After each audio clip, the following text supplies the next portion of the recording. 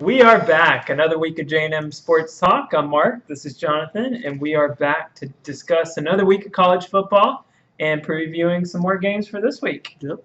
Let's start recapping the games from last week. One of the big games was a Thursday night showdown. Louisville traveling to Raleigh and NC State. Jonathan, what was the final on that one? Yeah, the final was NC State won 39-25. I was really impressed with NC State. They played really good ball against slowed down Lamar Jackson. That was the big thing, was NC State's defense really showing up to play. They scored a ton of points too, but I was really impressed with their defense. Bradley Chubb leading the way. He wasn't the stats leader, but you could tell he was definitely the heart of that defense. He left everything on the field. I think one of the best part of the games was it was early fourth quarter. He made this huge rush on Lamar. He ended up just stepping out of bounds, only gained like a yard. But you could tell that next play, his hands on his hips, he was gassed. And they brought him off the field. A play or two later, he was back out there doing the same thing. He was just giving his all and being the leader you want on your defense. And they won the game. He was a big part of it.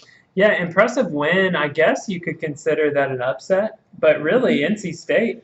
You like them as one of the top teams in the ACC. Oh, yeah. There's definitely a talk there for that number 2 to 4 spot.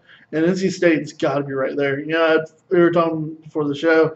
It's unfortunate Clemson seems to have that division locked up, because I would love to see NC State, Virginia Tech. I think that they're probably the two best teams outside of Clemson in the conference right now. So that would be a great matchup that we're probably not going to see, because Clemson's Clemson.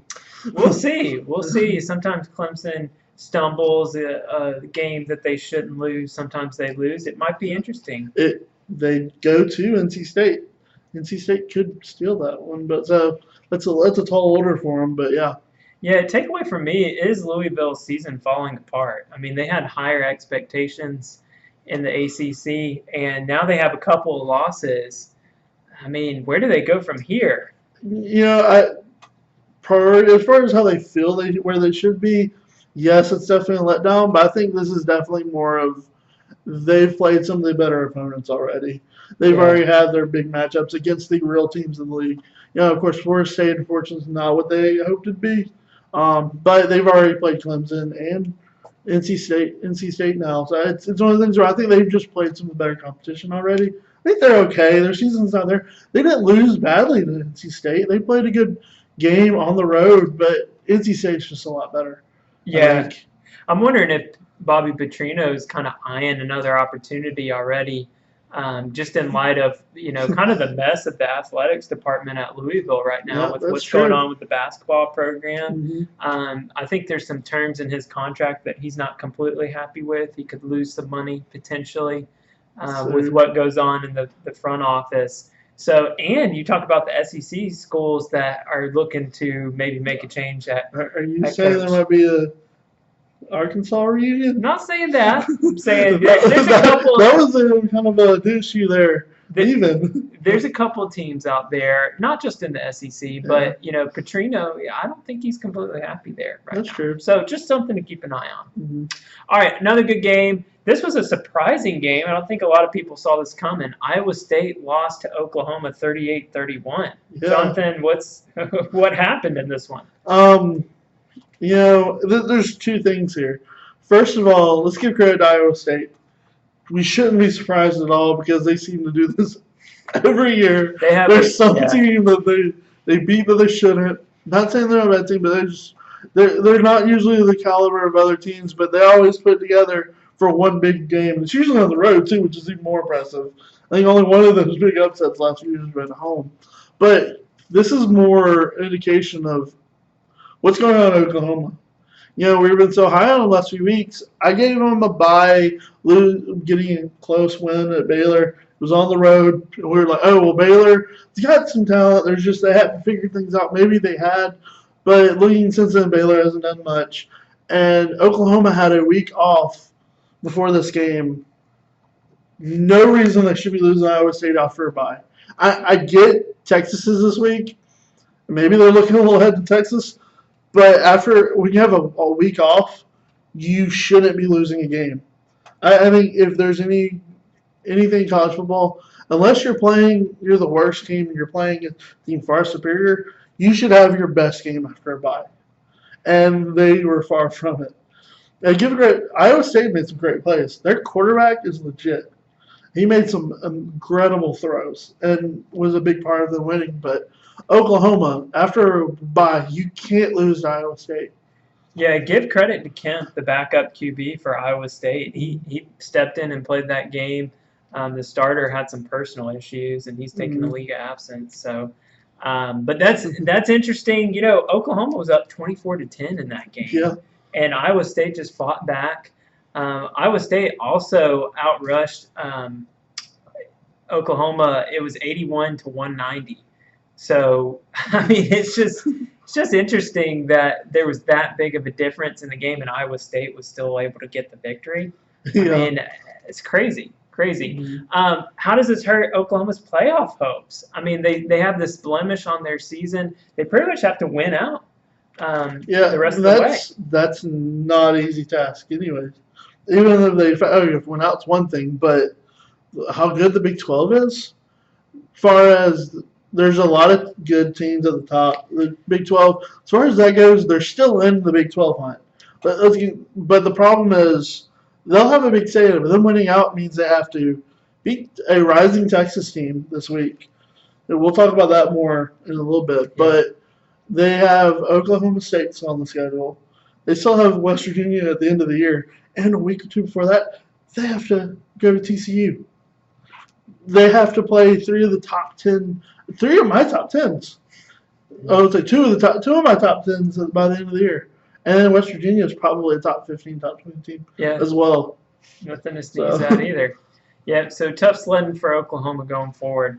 Another good game, LSU. Traveling to Gainesville, they won 17-16. A missed extra point was the difference in the game. Jonathan, what do you think about that finish? Both these teams, I just feel like we're watching the mirror image of each other.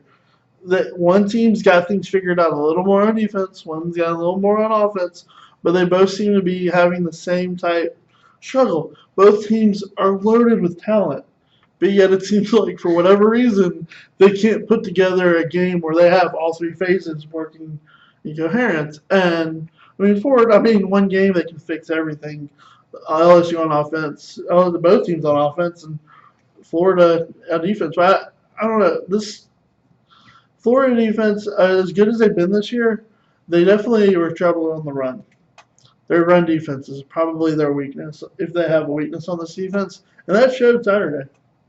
Yeah, I'm really impressed with LSU going in and getting this victory on the road. You know, a lot of people counted them out when they lost to Troy, but the thing, I said this last week, LSU will get up for these SEC games. The early preseason, for lack of a better term, matchups against non-conference foes, LSU just doesn't get up for those games. But these marquee matchups, they do. And I was impressed. Orgeron, the hot seat got a little cooler, I would say, after a victory. But, you know, LSU fans are going to keep their eyes on them. LSU still has to perform well for good old Ed to keep his job, I would say. I don't want to lose him just because it seems like every time you watch an interview with him, he's always so excited to be there. He's like someone you can tell he's at his dream job. You just got to love that. Yeah. He's going to see it that often. You have the Nick Sabans of the world. I'm sure Alabama is probably a dream job with Nick Saban in a sense too, as far as a big-time program and all. But he looks like he's mad constantly, even these pressers. I mean, apparently even I was feeding the rat poison this week. It's like he's never happy, but at Orgeron, you can tell he's like genuinely happy to be there. Yeah. And he cares about the kids too. Yeah, and he's a product of Louisiana. It's really cool story there. Hopefully he'll get some more success. Maybe not this week, but moving forward. Yeah. More on that later in the show. All right, our marquee game from last week: West Virginia traveling to TCU. TCU gets out with the victory, 31-24. What did you see in that game, Jonathan? It was what we expected. It was two really good teams, and I hate there was a loser in this one because unfortunately West Virginia is going to drop down a bit. But I would say, like I've been saying week in week out about Clemson, I'd have to say TCU pulled a Clemson in my mind. They did everything I expected them to, and then they took it up a notch. They stepped up a little more, even on the offensive side. I think you mentioned earlier that it was possibly a Heisman moment, but I love the play where Kenny Hill got the pass for the touchdown. It was a big momentum shift in that game that led to them extending the lead and eventually winning. But it was just a fun play. You tell they're having fun on offense, and they're getting the job done on defense, and that's what you want to see out of a team mid-season. Yeah, I think the turnovers factored in the game. West Virginia had 2 turnovers, but Kenny Hill stepped up big time. I mean, if he continues that play, we'll see him at the Heisman Trophy presentation in New York. He's got to at least be invited, especially if he's holding a Big 12 championship going to there. Yeah, TCU has certainly impressed thus far in the season. Let's talk about a rivalry game, FSU and Miami. Really good finish in that game. Probably one of the better finishes of the week. How did that one finish, Jonathan? Yeah, when Florida State scored, I was thinking, you know what? Florida State just stole one. Because the game, as great as Florida State's defense was playing, their offense is still struggling. Yeah. They've got to figure something out offensively. Yeah, those 2 weeks in a row now we've seen James Blackman early, and he's had some great moments late in games, which is great, which means he's improving. They're able to work with him. They're showing him what the defense is doing. He's able to make adjustments during games, which is a good sign for him. But they just can't rely on being close late in games and having to score. And what it came down to is Miami just had a little more on offense in the tank to respond. They made some great plays. They made some good plays to take the lead right before that, before Florida State scored. And you just thought, okay, they just stole one, but then Miami had some big plays, and gutsy throw by Rozier to go for the touchdown there. Yeah, really impressed with Rozier so far in the season for the Hurricanes. He's played well up to this point. Should be noted, though, that Miami's top playmaker, Mark Walton, running back, he had a season-ending injury, so the Canes will be without him for the rest of the year. They rely heavily on him for his leadership too. That was a really good win for Miami. That could direct their season. You know, they're right there in the conversation, wouldn't you say, in the ACC, those 2 to 4, the next best team under Clemson. I've been with this win. I was looking at them though. There's some questions I now have that I thought they weren't quite as good as I hoped they'd be. I probably would put them just outside of that fight for the second, but they're right there, especially with their division. Their division's open. They're going to have a big say in it this week, though, against Georgia Tech. Yeah. We'll talk about that more in a bit. Big game. That's our marquee game for this week, the Georgia Tech-Miami game. So more on that later in the show. All right, our last recap game, another rivalry game, Michigan State traveling to Ann Arbor, facing Michigan. Michigan State, you correctly predicted it, should be noted. Michigan State won 14-10. The Wolverines had 5 turnovers in that game. Hard to win a game when you have 5 turnovers, wouldn't you say? Yep, for sure. As a Michigan State's defense came to play, I hope they would. And they had just enough in there on offense that it was a low-scoring game. Michigan had a chance at the end of the game there. Even the announcers were joking. It seemed like a repeat to how they lost 2 years ago.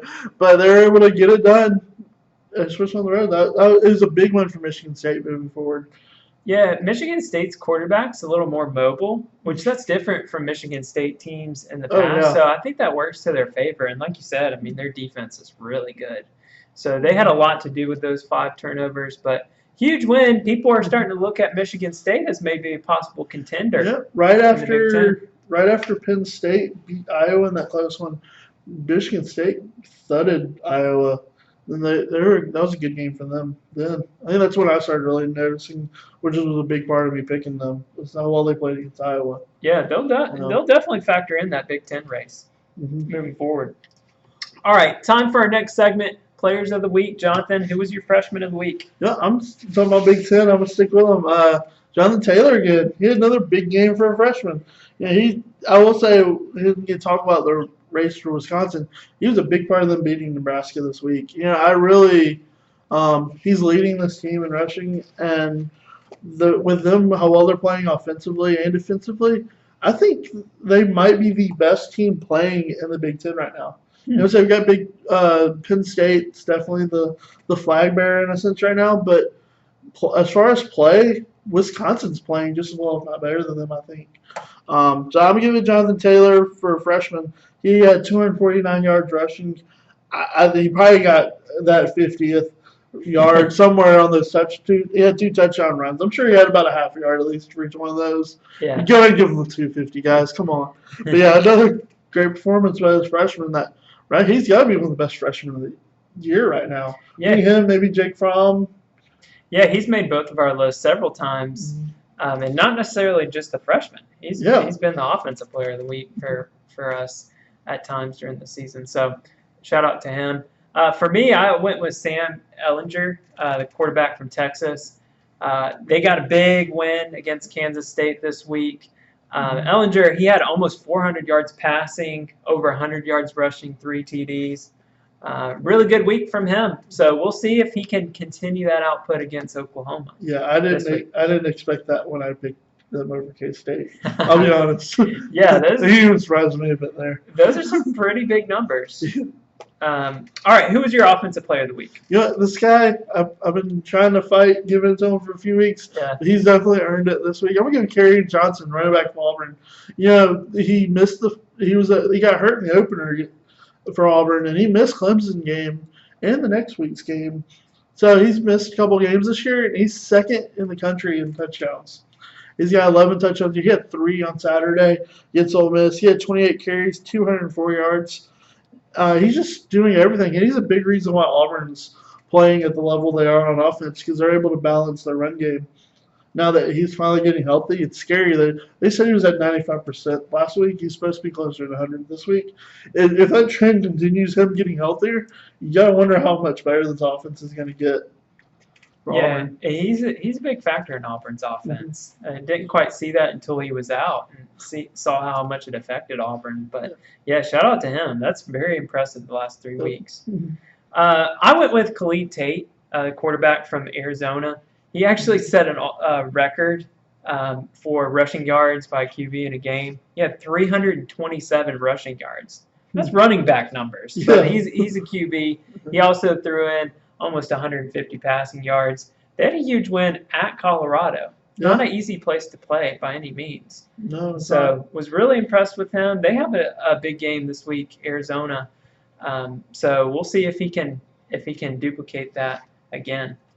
All right, defensive player of the week. Who you got? You know what? I'm gonna go with I mentioned him already in the show. I'm gonna go with Bradley Chubb. You know, his numbers weren't there. I'm just giving it to him as a leader rep for that team and how well they played against Lamar Jackson.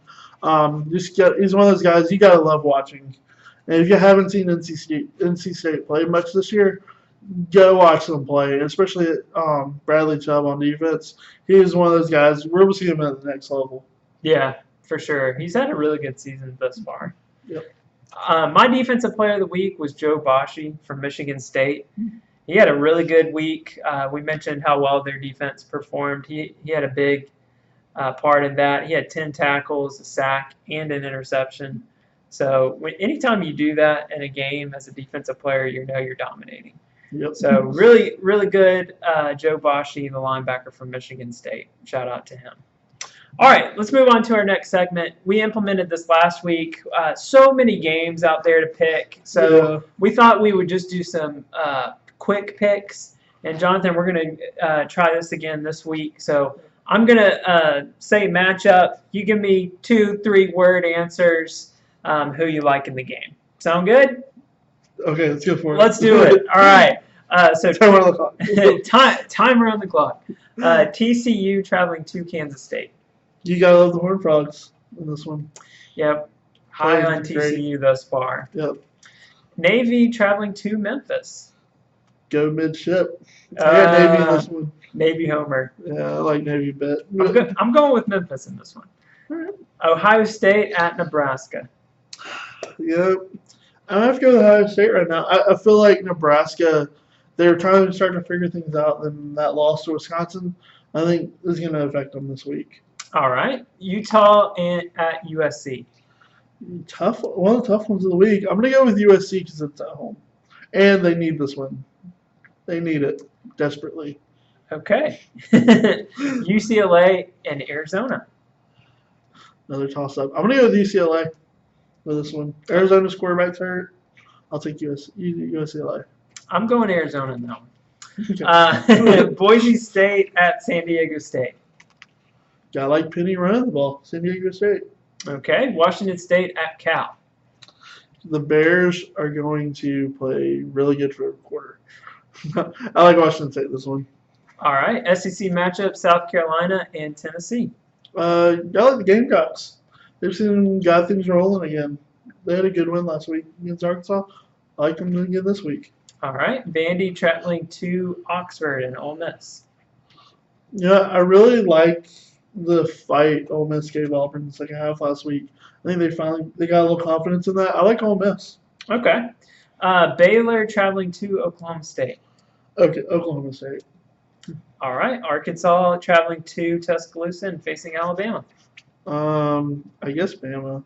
Is that really a tough one? You guess? Yeah, Bama. I like Bama in this one. All right. Another SEC matchup, Missouri traveling to Georgia. Yeah, I felt bad. Missouri last week. They lost a tough one at Kentucky, and they're going to lose bad this week. Okay. Last quick pick, Washington traveling to Arizona State. It's a trap that Washington avoids and gets out of it alive. Washington has a really good defense. They do, but Arizona State, not a team to look over. They played some team stuff. They played Oregon tough when Oregon was still good before they lost the quarterback. So that's why it's definitely a trap game if they're not prepared going to Arizona State. So I like Washington in it, but it's definitely going to be a game they need to be prepared for. Okay. So that finishes our quick pick. So lots of good games there. Oh, yeah. Should be some good matchups. All right, let's move on to our actual picks. We're going to go more in depth in these games. You mean there's better games than those? There is. More to come. More to come. All right, so our first game that we want to go in depth on is the Oregon game. Oregon traveling to Stanford. Jonathan, how do you see that one playing out? Yeah, Oregon, I was hoping I'd see some more out of them last week than I did Washington State. They played okay in the first half, but you could tell missing their quarterback is just they're not quite the same offensively. And you got to like the trend Stanford's on. They're playing great defense, and Bryce Love is one of the better running backs in the country. He's playing so well right now. I'm going to say I got Stanford winning this one. Yeah, it's funny that Utah-Stanford game last week. Utah did a phenomenal job in stopping Love. Yeah. And then at the end, Love, he just breaks you down, and then at the end of the game, he's going to break one or two big ones. And he ended up doing the same thing. Long touchdown run. He reminds me of a guy like, so I'm an Auburn homer, of course, but Auburn's had some great running backs throughout the years. He reminds me a lot of Ben Tate. He played a few years in the league. He's one of those bigger guys that just continue to pound away, that if you let him get in the open, he's got just enough speed to take it to the house. And that's Bryce Love.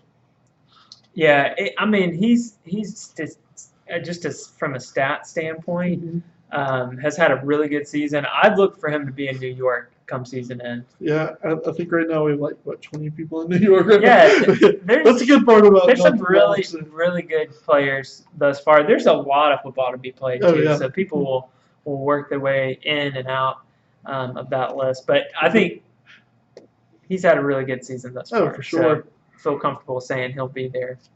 All right, let's pick another game. FSU traveling to Durham and facing the Duke Blue Devils. Yeah, this one was a tough one, but I'm looking at how Miami played against the two teams, and Miami completely shut Duke's offense down 2 weeks ago, and it really was one of those games. I thought Miami finally put things together. It looked really well, and their defense is not as good as Florida State's. So both games would be on the road. I like Florida State in this one because of their defense. They still have a lot to figure out on their offensive side of the ball, but their defense is good enough that they're going to keep them in these games. And that's going to give time for Blackman is only going to get better. And then you got Cam Akers as well, who's looking a little better. He's starting to get over that freshman, try to shake and move around everybody. and just starting to run more downhill. And as he's doing that, he's showing he's the recruit they thought they were. So with that, I like Florida State winning this one and continuing to get better on offense slowly. Yeah, both teams are coming off a loss. Duke lost to Virginia last week by 7 points on the road, and FSU lost to Miami. We mentioned that. So this is an interesting matchup. You know, FSU has a young team. You were saying. I just haven't liked Duke. I was impressed with them early on in the season. I thought on an offensive standpoint, defensive standpoint, they were firing all cylinders on both sides of the ball. But as of late, the Baylor game was kind of a switch. So that was a closer game than I thought it would be. Then they get hammered by Miami. They lose to Virginia, who's not a very good team last week. I just think they're kind of trending downwards. FSU, they've played some good teams and lost, but they've fought really hard. They haven't been blown out yet. So I like FSU in this game as well. I think their defense is top-notch. And Blackman, every game he plays, he's going to get more experience. The skill set's there. It's just still more – he just needs more time playing at a Division I level. Decision-making is where he needs to work on. In fact, if I was coaches, I would probably have him less on the field and more in the film room right now, because I feel like that's where his needs are. This natural skill is there, so he's going to get better. Yeah, for sure. I don't think this one's going to be a blowout. I think this will be a good matchup, a good game, but we'll see. We'll see. Let's talk about an SEC matchup next. Texas A&M traveling to the Swamp. Yeah, and wearing those ugly uniforms. If you haven't seen, Florida and Nike apparently have been working on this for 2 years now. They've got uniforms that make them look. The jerseys are actually like gator print, like their skin. So they're not the most attractive things I've ever seen. The helmet's black with the gator head on it. It's just you just have to go look and find it. It's on all the sports pages, but it's just I kind of like them. You did you would. It's out there. It's different. Yeah, but yeah, going back to as far as the game goes, let's get back to matters. This is one of those games where everything seems to be pointing against Florida, so maybe that's a reason to pick them. But I think I'm going to go Texas A&M. They've been playing really well. They played a close game against Alabama. Yeah. And Florida's got a mess of problems. At the end of the day, Texas A&M still has Christian Kirk, who can change the game in one play. So I like Texas A&M in this one. Yeah, I think I'm going to go Texas A&M in this one as well. I said last week kind of jokingly that until Florida loses, I'm going to keep picking them because they're one of the luckiest teams in college football. Yeah. So they ended up losing by a missed extra point last week. So since they lost, I'm going to go with A&M. I do think this is going to be a challenging game. Kellen Mond, freshman QB on the road, I think he's starting to figure things out, similar to James Blackman at Florida State. He just needs that experience. And Florida has one of the better defenses in the country. But I like for Texas A&M to get this victory. It's just hard for Florida to compete. You start talking about all the injuries that they've had this year, especially at the quarterback position, the suspensions. They're without their top 2 wide receivers. It's just hard for Florida to go in, week out in these tough matchups and compete. So I'm going to pick Texas A&M this week. I think this will be another good game. Probably decided in the fourth quarter. Yeah, it's something about the Swamp though at night too, which has got to play in Florida's favor. So yeah, should be a good game there. All right, let's talk about another good matchup. Texas Tech traveling to West Virginia. Jonathan, looking forward to this game? Yeah, I think talking about for the show. I think as far as games go, if we're like give a grade for actual how good a game was, this might be the game of the week. Yeah. Both teams got some great offense. It should be a high shootout. Texas Tech gave Oklahoma State a great game a few weeks ago after the loss to TCU for Texas Oklahoma State. But I just think at the end of the day, I'm going to go West Virginia. I trust their defense a little more and it being at home. So I'm going to go with West Virginia's defense in this one. Making a couple more stops. Yeah, if you like offensive football, this is the game for you. Yeah. Should be up and down the field. I like Will Grier. I've been high on him. They were one of my West Virginia was one of my picks early on in the season. But I think this game will be really close. I'm in agreement with you about Texas Tech putting a good foot forward like they did versus Oklahoma State. As far as quarterbacks go, Texas Tech might have the better quarterback in this matchup. Shinoda's been playing great, but compared to the defense on the other side, I think Will Grier and West Virginia's got a better defense. But yeah, Texas Tech might have the better quarterback in the matchup. We'll see. We'll see how they perform against one another. Should be a good game nonetheless. All right, another Big 12 matchup, the Red River Rivalry. Try to say that 10 times fast. That's all right. Yeah. Oklahoma and Texas. Who you got? We talked about earlier in the show already. I don't like anything that's going on in Oklahoma right now. The Baylor loss, to me, it was a slide until they had a bye week and then lost to Iowa State. And like you said, the numbers, it shouldn't have happened. But for whatever reason, they slipped up. And to me, that's got to be a big question mark. With that being said, I like Texas right now. I really like – they've already showed early in the year they show up for a big game. Going to USC, I really like their performance there compared to Oklahoma's win at Ohio State because I don't think that Ohio State team was really that good. It wasn't really playing that well early in the year. They're playing better now. I don't really like Ohio State still that much this year. Just something still is off, even though they blew Rutgers out and well. But USC was playing well at that time, and Texas went into their stadium and gave them a game. Texas has shown that they're getting nothing but better every week. They won last week. I believed in them last week. I'm going to believe in them again this week to get the upset this week. I'm going to Texas. It is a rivalry game, too. Yeah. So, I mean, sometimes you can throw out the records even.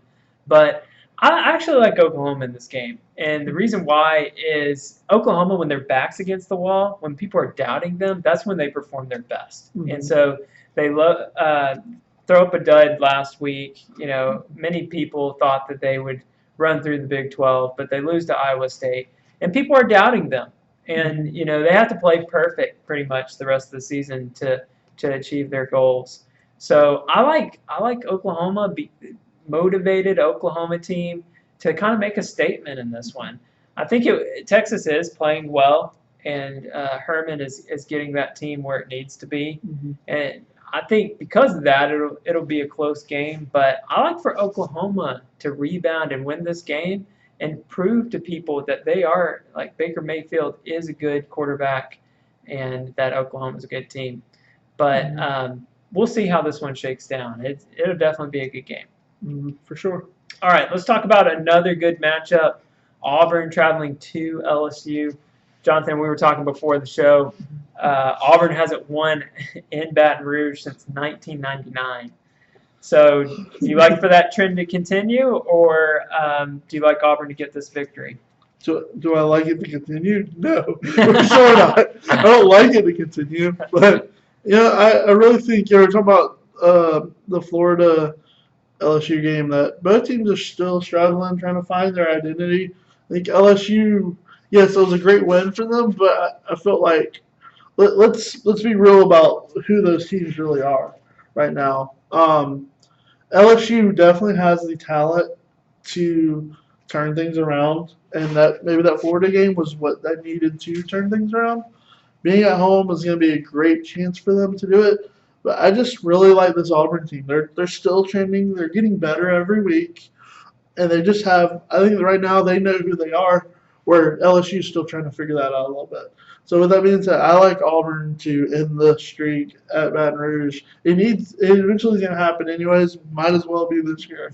Because they've had some great games. And this is probably one of the best rivalries in the last 10, 15 years, though. In that time span, it's not – like we were joking, even though that was the year two bad teams that Auburn won. But back in 2013, Auburn, one of the best teams Auburn's had the last few years, was one of those losses. So it doesn't really matter which team you bring in. There's a lot of drama going to this game, too, of course. LSU's probably not happy. They lost a game last year to Auburn on nothing but field goals. So I definitely like Auburn to score a touchdown against them this year. Yeah, that game was the final nail in the coffin for Les Miles. He ended up getting fired after I think I was joking with you last week after the Troy game. Was it Florida beat LSU and then Auburn really beat them? Would it be 2 years in a row? Auburn fired their head coach jokingly, but yeah, it's gonna be a good matchup for sure. Yeah, for me in this game, I think LSU got their mojo back. I mentioned this earlier on in the show and last week as well. They don't get up for the early season matchup, non-conference games, but for the SEC games, they do get up for. LSU's, their defense, I view them very similar to Clemson's defense, how they're set up. I think they have a lot of talent up front. It's going to be tough for Auburn to run the ball. But, you mentioned they've struggled a little bit. This isn't your normal LSU run defense. So it's a tough pick for sure. Auburn is trending upward. But I'm going to take LSU in this game because I think that they figured some things out on offense last week. They're at home, Death Valley. Etling, I think he'll make just enough plays to win the game. And I think LSU's defense will make one more stop than Auburn's. I look for it to be a defensive matchup, though. I don't think it's going to be anything to the Texas Tech, West Virginia caliber of going up and down the field. I like LSU in this defensive matchup. But we'll see how it plays out. Fair enough. Certainly, I hope Auburn goes in there and gets a victory. But just from an objective standpoint, I think they have a really good chance to win. Mm-hmm. All right, so let's talk about our marquee matchup, the Georgia Tech-Miami. We did a teaser for this earlier on in the show. Jonathan, how do you see this one finishing? Yeah, I think definitely it's interesting that this is the marquee matchup we selected. I think it's more because out of all of them, it's got an actual factor in the conference races. This one, the winner of this game is definitely going to have a good standing on the Coastal Division. Yeah. That being said, I've been high on Miami a lot this year, but I don't know. I need to see more after the Florida State game. Florida State's defense exposed them, and then especially without Walton, I'm not really sure where they are offensively. They've got a very good defense. I do like their defense moving forward, but I would say they're just out of talks of being that second best team in the conference. And I like Georgia Tech in this one. They're asking a lot from Miami after that emotional high win to turn around and have to turn around and face Georgia Tech in that offense. So, which that game was supposed to be played on Thursday night. This is a game they moved from Thursday to Saturday with all the schedule changes. So, is there a part of Georgia Tech that's upset that they're excited they're going to get that short time for Florida State to have to turn around to now have a full week to prepare? Who knows? But that's just one more thing for Georgia Tech to put in their cap. Yeah, Georgia Tech has that triple option offense.